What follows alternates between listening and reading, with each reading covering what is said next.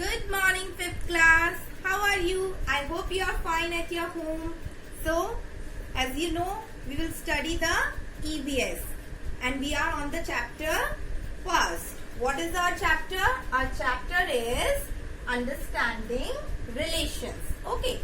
Yesterday what we have understood? We have discussed about two girls. That is Neha and Pooja. And we have discussed the conversation between Neha and Pooja, and all together what they are having conversation about the nuclear family and the joint family and the relations with that. Today we will continue with the page number 8. Okay, so let us read it out. What is written? In context to human society, the word family comes from Latin word familia. Members of the immediate family include spouses, parents, brothers, sisters, sons and daughters. जो family जो word होता है, family word किससे लिया गया है? Latin word Familia से. Okay. And what does it mean? It means members of the immediate family include spouses, parents, brothers, sisters, sons and daughters. Now, what they are telling us to find? What are the reasons of emergence of nuclear family? So his father replied that why they are not living in a joint family and why they are living in a nuclear family. He has given some reasons for the formation of nuclear family. So go through it and try to give this answer. What is the difference between a joint family and a nuclear family? You know what is the difference between a joint family and a nuclear family? Nuclear family has small number of members. Joint family have more number of members. Ask the elder member of your family what changes have taken place in the ways of celebrating festivals with the passage of time. पहले जो festivals होते थे उनके comparison में अब जो festivals होते हैं उनका हमें description लिखना है हमारे घर के बड़ों से पूछ करके. Okay, this you have to do by yourself and later we will discuss in the other classes. Make a table in your notebook and write down when do you visit your relatives. For example, due to necessary work during festival or occasions, etc. ठीक है.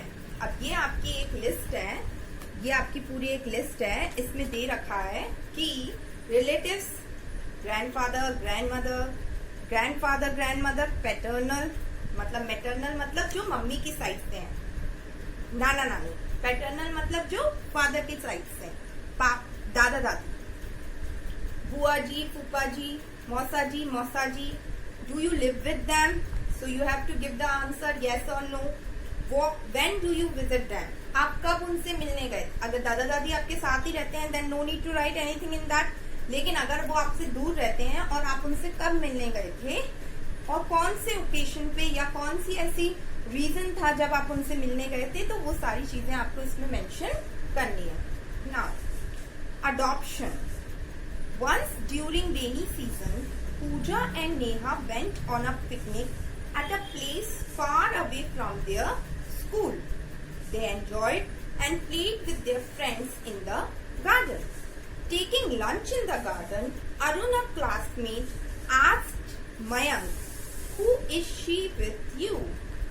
तो conversation पूजा और नेहा जब rainy season था तो वो दोनों कहाँ गए थे? एक पिकनिक पे गए हुए थे और पिकनिक पे they are playing with their friends in the garden और फिर वो लंच ले रहे थे. तो लंच के टाइम पर अरुण ने मयंक से, अरुण क्या है? पूजा और नेहा का ही क्लासमेट है.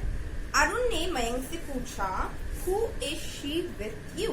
तो अब कन्वर्सेशन मयंक और अरुण का चलेगा. पहले कन्वर्सेशन हमने पूजा और नेहा का पढ़ा था. Mayank, this is my younger sister. Mayank ने बोला ये मेरी यंगर सिस्टर मतलब छोटी बहन है। Arun, she was never seen with you earlier, how did it happen suddenly? तो अरुण ने उससे बोला मयंक से कि पहले तो हमने कभी भी आपके साथ इसको नहीं देखा, एकदम से ये कैसे आ गई आपके?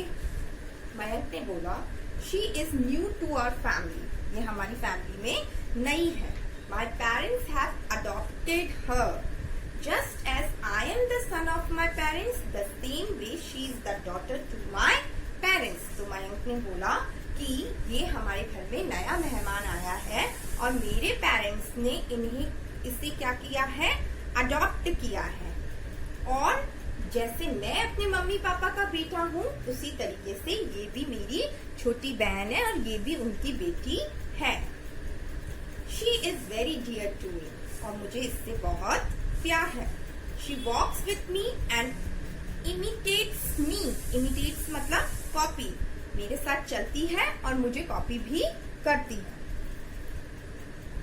तो ये जब हम किसी को अडॉप्ट करते हैं, कहीं से लेकर आते हैं, फॉर एग्जाम्पल कहीं अनाथ आश्रम है, या अगर हमें कोई भी ऐसा हमारा फैमिली मेंबर है जिससे हमें वो बच्चा अडॉप्ट करना है, तो वो क्या होगा, अडॉप्टेशन होगा।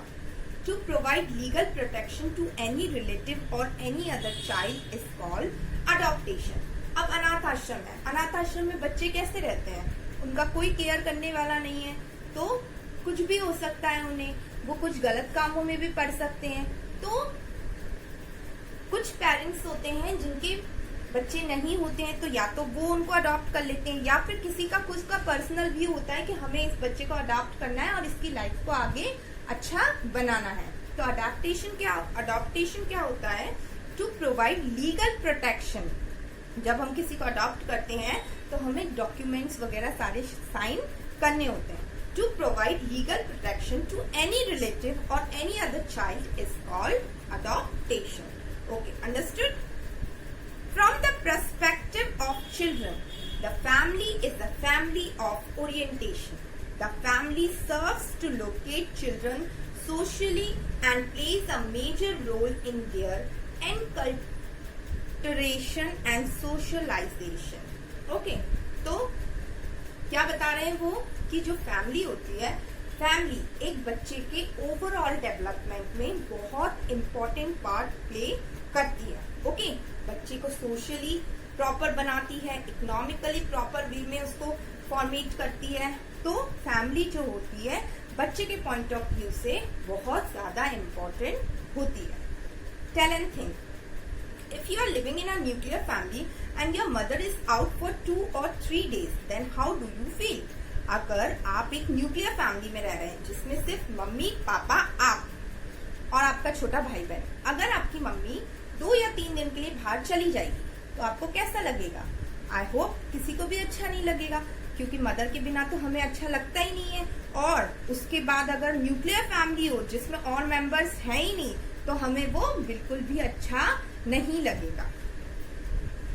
Discuss with your teacher about the schools, ashrams, hostels which are run by government for orphan children. This I will discuss in the other class. Who resembles whom? Pooja's sister Jyoti went with her mother to attend her uncle's marriage. Uncle Mamaji. Her Mausi ji also came there. She had a little baby girl in her lap. Jyoti said, "Mother, see how beautiful is this doll.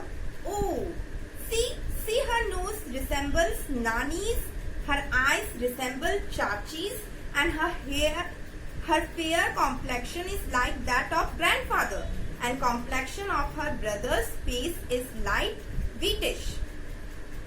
तो resemblance मतलब हम किसकी तरह दिखते हैं, resemble करते हैं ना हम। जब हमारे घर में कोई छोटा सा बेबी आता है या कुछ भी ऐसा होता है तो हम बोलते हैं ना ऐसे, इसकी आंखें तो इसकी नानी पे गई हैं, इसका फेस तो इसके पापा पे गया है, इसकी नाक तो इसकी मम्मी पे गई है, इसकी माउथ और इसके लिप्स तो इसके भैया पे गए। So this is resemblance. जब हम अपने आप को किसी दूसरे से कंपेयर करते हैं in the growing stage, then that is called resemblance. तो ये देखो यहाँ पे एक आपको इमेज दी गई है।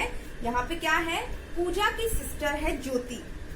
पूजा sister Jyoti went her mother to attend her uncle's marriage. तो उसकी मौसी जी वहां पर आई हुई थी और उनकी मौसी जी की गोद में क्या था, एक बेबी था। तो जो ज्योति है वो अपनी मम्मा से बोलती है कि ये डॉल कितनी ब्यूटीफुल है। तो फिर वो रिसेंबल करने लगती है।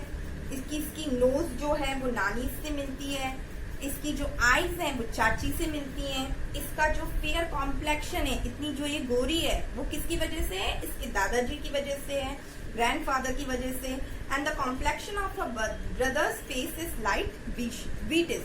और जो उसके भाई का जो फेस का कॉम्प्लेक्शन है वो कैसा है, गेहुआ कलर का है। वीटिश मतलब गेहुआ कलर।